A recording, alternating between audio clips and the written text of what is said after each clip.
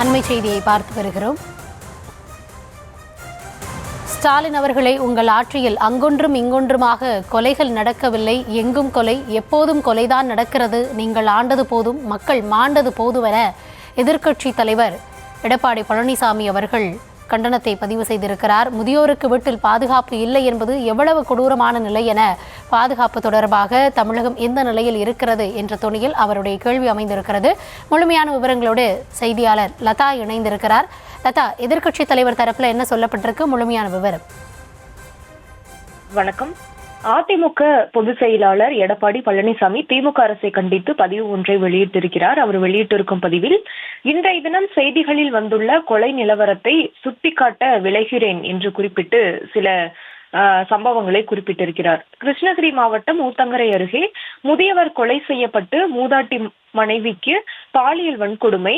சென்னை திரிசூலத்தில் குடிசையில் தங்கியிருந்த இரண்டு பேர் படுகொலை. தென்காசி மாவட்டம் சங்கரன் கோயில் அருகே விவசாயி படுகொலை.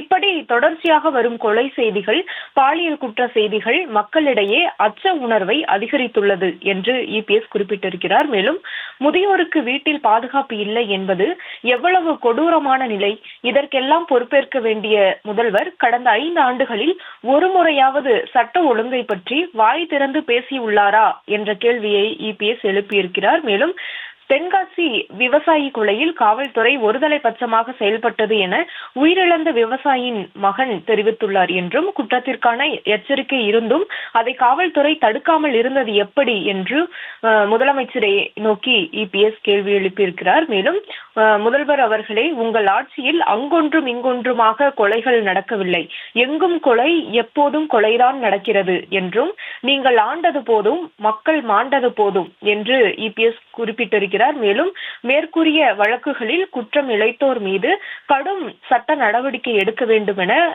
திமுக அரசை வலியுறுத்துவதாகவும், தனது ஆட்சியின் கடைசி நாட்களை திமுக அரசு எண்ணிக்கொண்டிருப்பதாகவும் இபிஎஸ் அந்த பதிவில் குறிப்பிட்டிருக்கிறார். விவரங்களுக்கு நன்றி லதா.